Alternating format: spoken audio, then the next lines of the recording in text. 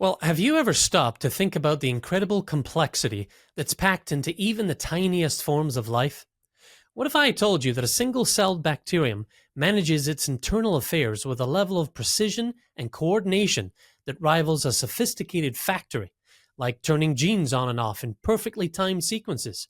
It's a universe of intriguing and intricate machinery, all happening invisibly right around us.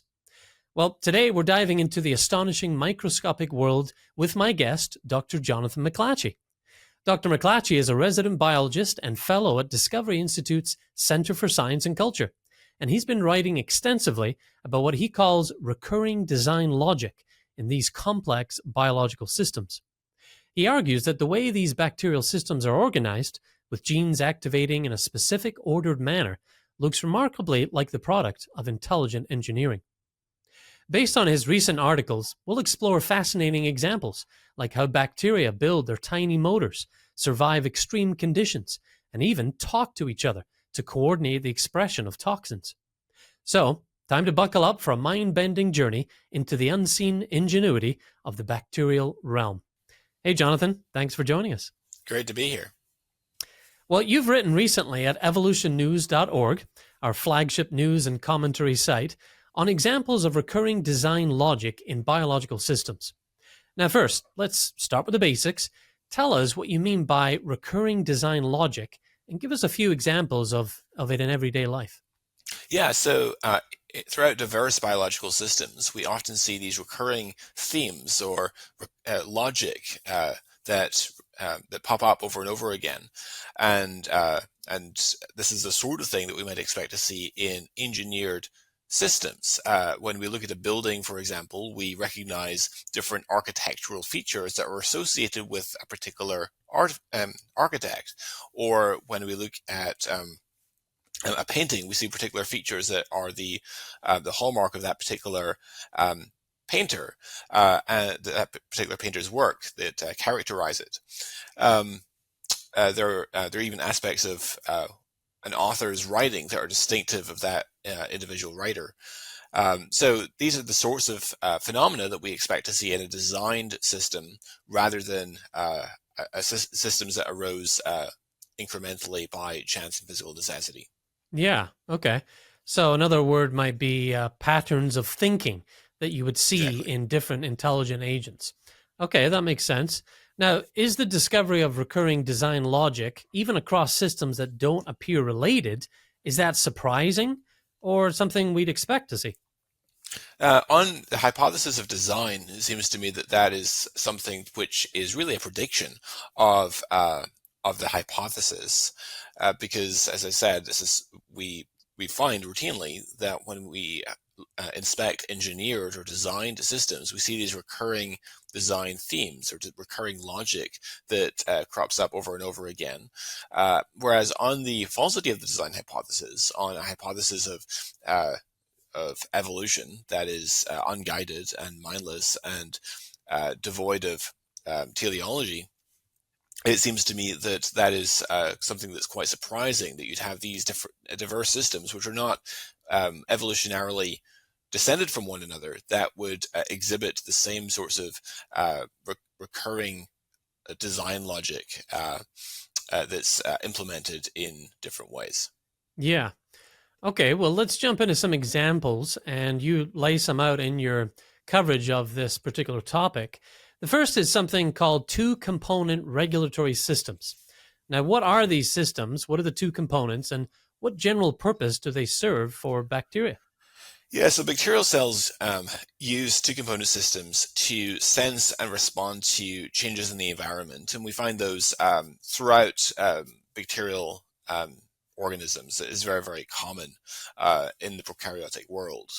And as their name implies, two-component systems essentially have two major components. You have the sensor histidine kinase and a response regulator. And the sensor kinase, in response to chemical cues, undergoes autophosphorylation, which means that a phosphate group is transferred from ATP to a histidine residue on the kinase. And the histidine kinase has itself two domains. So it has an input domain and a transmitter domain, and the input domain is located on the cell's exterior, so outside of the cell, and it's particularly situated to detect incoming environmental signals. And the transmitter domain is situated on the cytoplasmic face of the cell membrane, and so it's positioned so that it can interact with the response regulator. So the phosphate group that remember I mentioned that the histidine residue of the response of the histidine kinase gets a phosphate group transferred to it from ATP, and then this phosphate group in turn is transferred to the response regulator. So that's the second component of the two-component system, which then drives a cellular output, such as turning genes on and off, etc. And so, as I mentioned before, two-component regulatory systems are extremely common among bacteria, and each utilizes the same basic design logic, even though these are not evolutionarily descended from one another. Okay. All right, that's a good basic breakdown of it. So you've got a sense and response system that is common across different organisms, even wildly different organisms, as you've pointed out. Now, you give the example of E. coli regulating outer membrane proteins in response to environmental osmolarity using a two-component system like you're describing. How does this system allow the bacterium to sense changes in its surroundings and then respond appropriately? Yeah, so osmolarity is essentially a measure of the concentration of solute particles in a solution. And the cell needs to regulate the expression of porins in response to this environmental osmoregularity. And it does so by means of a two-component system. So in this case, the sensor kinase is a protein called MZ, and it's located in the inner membrane. And MZ detects osmolarity changes, and it undergoes autophosphorylation. And then the response regulator for the system is known as OMP-R, and it receives the phosphate group from MZ, and it regulates the expression of genes. So when osmolarity is high, the kinase activity of MZ is activated, and this results in the phosphorylation of OMP-R. And when osmolarity is low, the phosphatase activity of MZ is activated, and this reduces the levels of phosphorylated OMP-R. So when OMP-R is phosphorylated, it becomes an active dimer that has enhanced DNA binding ability that's specific to OMP-C and OMP-F gene promoters. These are porin genes that encode outer membrane proteins, which allow the passage of metabolites across the outer membrane of gram-negative bacteria. Gram-negative bacteria are bacterial cells that have two membranes, an inner and outer membrane. So the pore diameter of OMP-F is larger than the pore diameter of OMP-C. So this allows for a 10-fold faster diffusion rate, which is advantageous under conditions of low osmolarity, where there are scarce nutrients. If osmotic pressure is low, the synthesis of OMP-F is increased, whereas if the osmotic pressure is high, the expression of OMP-C is increased. And also the transcription of McF antisense RNA is initiated, and this essentially blocks the transition of OMP-F by complementary binding, and that represses the synthesis of OMP-F. So this is controlled by a two-component system, making use of a sensor kinase as well as a response regulator. Okay. Yeah, and that's that's a good dose of technicality, as it were. And I always hope that, the people that are listening or watching are not going to get scared away by the technical details. As Michael Behe challenges us in Darwin's Black Box, we've got to bite the bullet of complexity if we want to understand why Darwinian evolution is not capable of this. So, audience, stay with us. This, we really do need to get into the technical aspects of this a little bit just to understand why. So, Jonathan, I can always depend on you for that, and I'm grateful for that. Okay, so another example that you've laid out is something called chemotaxis, and that's quite a fascinating example in itself, especially the idea that bacteria have kind of a memory system for chemical concentrations. Can you explain how that system works and how it helps bacteria navigate their environment? Sure. So chemotaxis is really a signal transduction system that enables the bacterial cell to move towards attractants like glucose or away from poisons.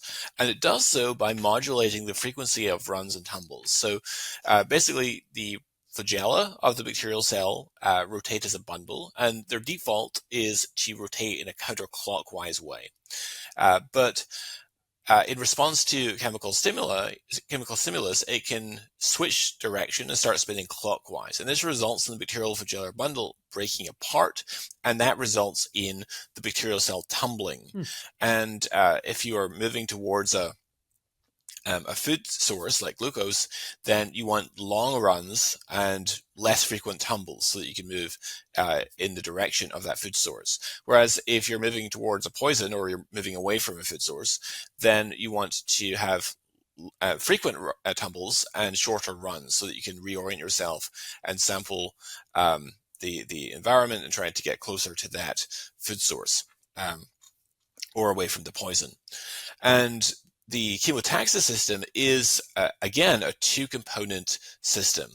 So in this case, so you have embedded in the cell membrane methyl-accepting chemotaxis proteins, and different methyl-accepting chemotaxis proteins, which are also known as MCPs, can detect different types of molecules, and they're able to bind attractants or repellents.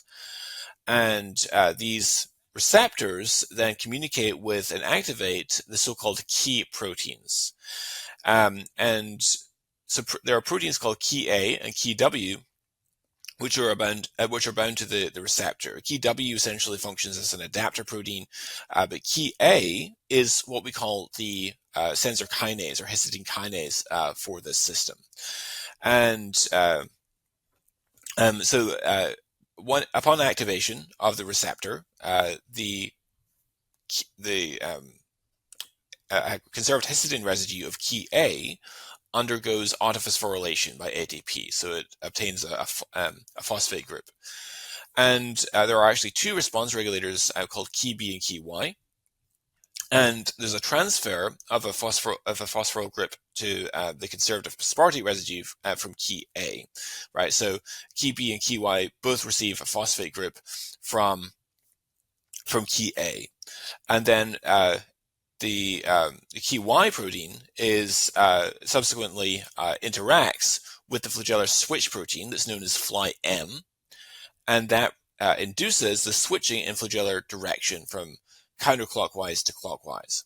And so this is, again, a two-component system, which is analogous to the system that we reviewed previously regarding osmoregulation. Yeah. It's quite fascinating.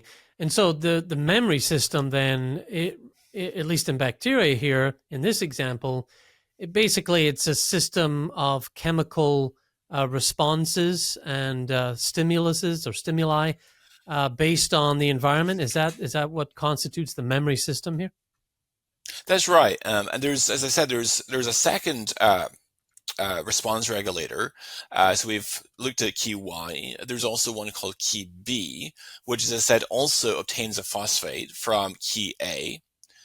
And that in turn, that response regulator acts as a methyl esterase. So it functions to remove methyl groups from the receptor or from the methyl accepting chemotaxis protein, the MCP, and it works antagonistically with another protein called key R, which is a methyl transferase, which adds methyl residues to the MCP.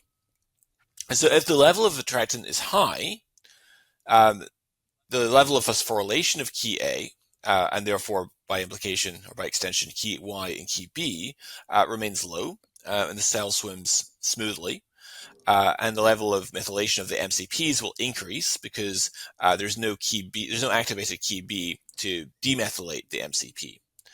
And the MCPs no longer respond to the attractant when they're fully methylated. So even though the level of attractant might remain high, the level of key A level of phosphorylated key A, that is, and level of phosphorylated key B increases, and the cell begins to tumble.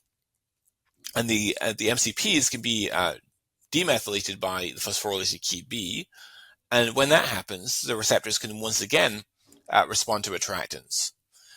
So this regulation allows the bacterial cell to remember chemical concentrations from the recent past, a few seconds, and then compare them to those that it's currently experiencing, and thus know whether it's traveling up or down a gradient. Okay, yeah, I think I've got it now. Well, there's something else. I mean, we think that's cool, memory system in bacteria. What about actually talking to each other? There's something called quorum sensing in bacteria. How does that allow these populations to coordinate their actions, and what are some real-world implications of this ability? Yeah, so quorum sensing is a mechanism by which the bacterial cell is able to sample, or the bacterial population is able to sample population density. And there's a number of purposes for this. For example, if you're a lone bacterial cell, it doesn't make a lot of sense for you to start secreting poisons because it's not really going to do you a lot of good. In fact, it's going to trigger the cell's immune response. So you only want to start secreting poisons when your population density exceeds a certain threshold. Or if you're a bioluminescent bacterial cell, it doesn't make a lot of sense for you to glow when there's only one of you, right? It makes more sense when there's a whole population that's exceeding a certain threshold. So each species that employs quorum sensing, which includes most gram-negative bacteria, so gram-negative bacteria are bacterial cells that have two membranes, and also some gram-positive bacteria, which only have a single membrane, synthesizes a tiny signal molecule that's known as an autoinducer, which diffuses freely across the cell's membrane. And autoinducers are specific to particular species, which means that each cell of the same species makes the same molecule. And this means that the autoinducers are only present in high concentrations inside the cell when there are many cells of the same species nearby. Because then if the population density exceeds a certain threshold, then the probability increases greatly that the autoinducers are going to re-enter the cell. And inside the cell, the autoinducer binds to an activated protein, and the activator protein is specific for that particular molecule, and thus signals it signals the protein to begin transcription of particular genes. So, for example, in the case of one of the most famous, in fact, the first discovered example of quorum sensing was discovered by Bonnie Bassler, who's a microbiologist, is quorum sensing in Vibrio fischeri, is the most the model system for studying quorum sensing. And the light that this species of bacteria emits results from the action of the enzyme luciferase. So an activator protein that's called LuxR is responsible for controlling the Lux operons. So an operon is a collection of genes that are under control of a common promoter, which are in turn responsible for the transcription of the proteins required for luminescence. And these operons are induced when the concentration of the autoinducer specific to Vibrio fischeri reaches a high enough concentration. And this autoinducer is self-synthesized by the enzyme which is encoded by the LuxI gene. So quorum sensing is very widespread, particularly in gram-negative bacteria. So Pseudomonas aeruginosa, for example, uses such population sampling processes to trigger the expression of a significant number of unrelated genes when the population density reaches a certain threshold. And these genes allow the cell to form a biofilm, which increases the pathogenicity of the organism and also prevents the penetration of antibiotics. So it has wide application. But again, this system is mediated by a two-component system. Okay. Yeah, I was going to ask, is this another example of that two-component system that you see? And indeed it is. Well, let's talk about another example of recurring design logic that you've laid out, and that's something called transcriptional hierarchies. Why is it a crucial concept in understanding how bacteria work? Yeah, so transcriptional hierarchy is a regulatory system in which genes are expressed in a specific ordered sequence, ensuring that the appropriate genes are activated at the right time and in the proper order. So an example of a transcriptional hierarchy would be flagellar assembly, and there's different ways that that works out. But in Salmonella, which is a model system for studying flagellar assembly, you have a defined mechanism that determines that you're not going to start producing the propeller, the filament of the flagellum, before you've finished constructing the hook basal body apparatus. And this is governed by a transcriptional hierarchy that ensures that only the appropriate genes are expressed at the appropriate time. Now, the bacterial flagellum in Salmonella, that's an incredibly complex process. And as you say, a lot depends on how it's put together and in what order. So can you break that down in simple terms, just that assembly process and how it's regulated by these hierarchies? Sure. So there are, in Salmonella, which, as I said, is the model system for studying flagellar assembly, there are three classes of genes. You have class 1 genes, class 2 genes, and class 3 genes. So class 1 genes, you've got basically two genes called flu-D and flu-C, and their products come together to form what's known as the enteric master regulator. And then that goes and drives the expression of the class 2 genes, which are comprised of 35 different genes over 8 operons. Remember, an operon is a collection of genes that are under control of a common promoter, these protein products essentially are responsible for putting together the hook basal body apparatus.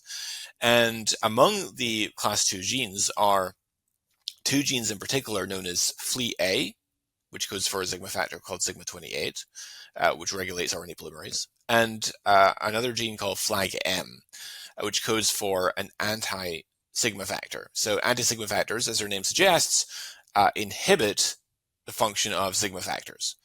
And so as the needle complex is being completed, there is an interaction that takes place inside the needle or the type 3 secretion system, which triggers for the FLAG-M to be exported out the type 3 secretion system.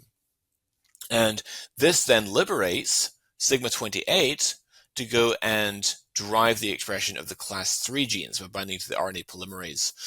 And so the class 3 genes code for the propeller, otherwise known as the filament, the motor force generators, chemotaxis proteins.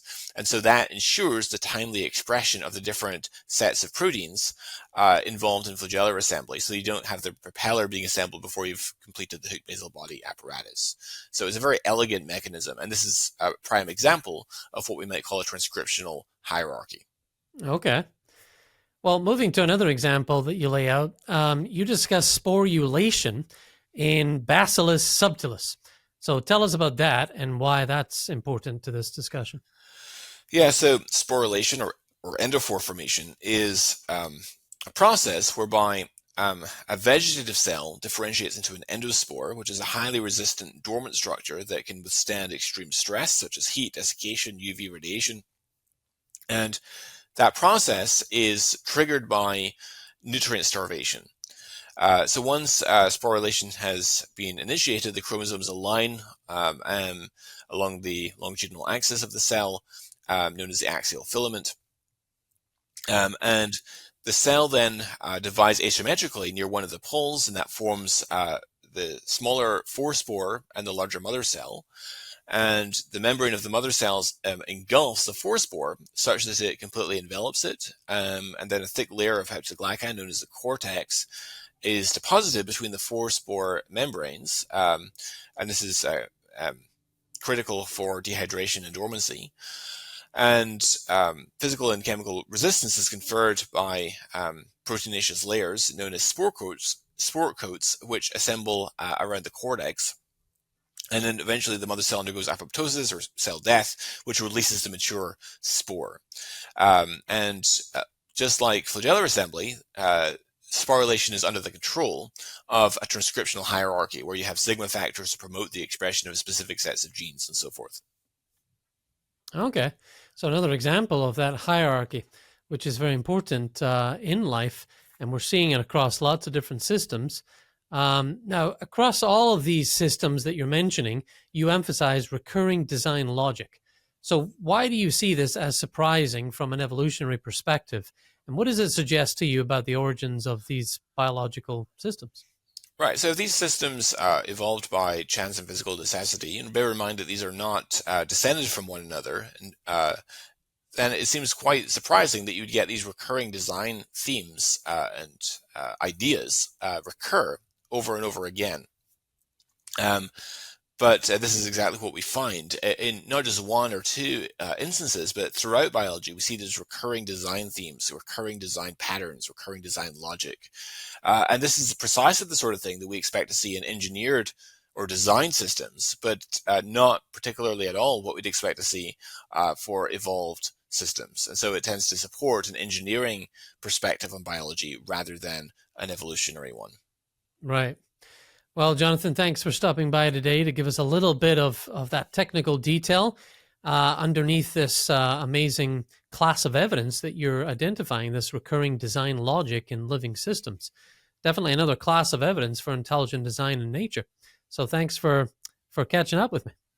Absolutely. Great to be here. Well, audience, if you enjoyed this deep dive into the complexity and design at the heart of life, there's actually plenty more where that came from. Jonathan and I have recorded a slew of conversations unpacking numerous biological systems that exhibit evidence of intelligent design. We've done episodes on muscles, hearing, our digits, the origin of our fingers and toes, obviously, the blood clotting cascade. We did a 3-part series on sexual reproduction and why that's such a spicy problem for Darwinian evolution. We've looked at the life-friendly properties of water and sunlight, and that's not even counting our chats about Bayesian reasoning and how we can apply that to a cumulative case argument for intelligent design. So lots to go back and check out if you haven't listened to those or watched them. You'll find all those episodes and many more at our website, idthefuture.com, or through your favorite podcast platform. And don't forget, ID the Future now has its own channel on YouTube. So look that up and subscribe. Help us spread the word about it. You can find it at youtube.com/@idthefuture. youtube.com/@idthefuture. Well, for the podcast, I'm Andrew McDermott. This is Dr. Jonathan McLatchie. We'll see you next time. ID the Future, a podcast about evolution and intelligent design.